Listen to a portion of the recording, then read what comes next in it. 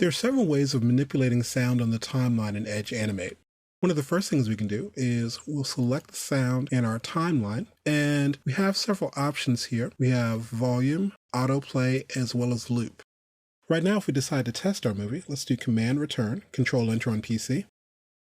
There's nothing happening right now, so let's go ahead and close this out. And let's try using autoplay. So I'll simply select autoplay. Now this is not to be confused with if I click directly on the stage, we also have an autoplay. Now this is talking about the animation, but if I select the sound loop, there's also an autoplay button here. So now that we've selected autoplay, we should be able to hear something when we test our movie. Let's do Command Return, Control Enter on PC.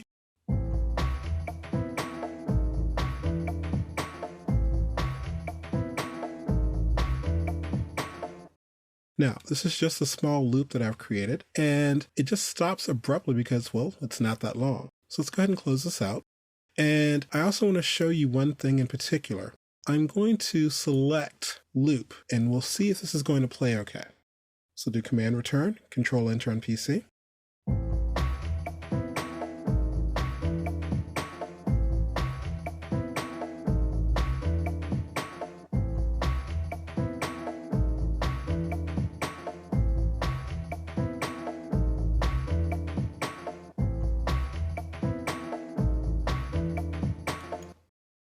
Now, what you may have heard is a little skip right where the music is trying to loop.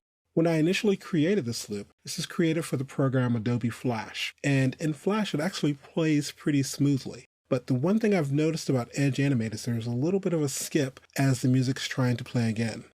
So my suggestion, if you're going to create a loop for Edge Animate, I would suggest doing something in the way that music is set up for DVD loops. So you may have music that's fading in and then fading out over a period of time.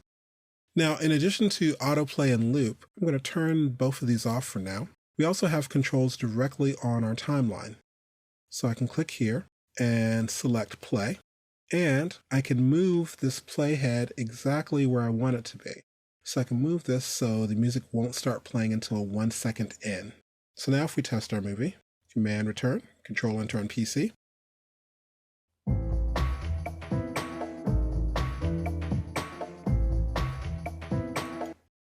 And we can also scrub a little bit ahead.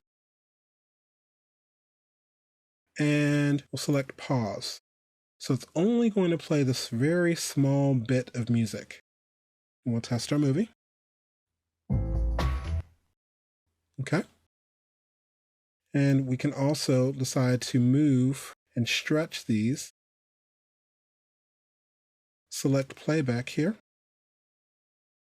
And we can move both of these at the same time. And if we decide we don't want either one of these, we can simply select these and press our delete key or backspace on PC, and you can go back to the normal autoplay.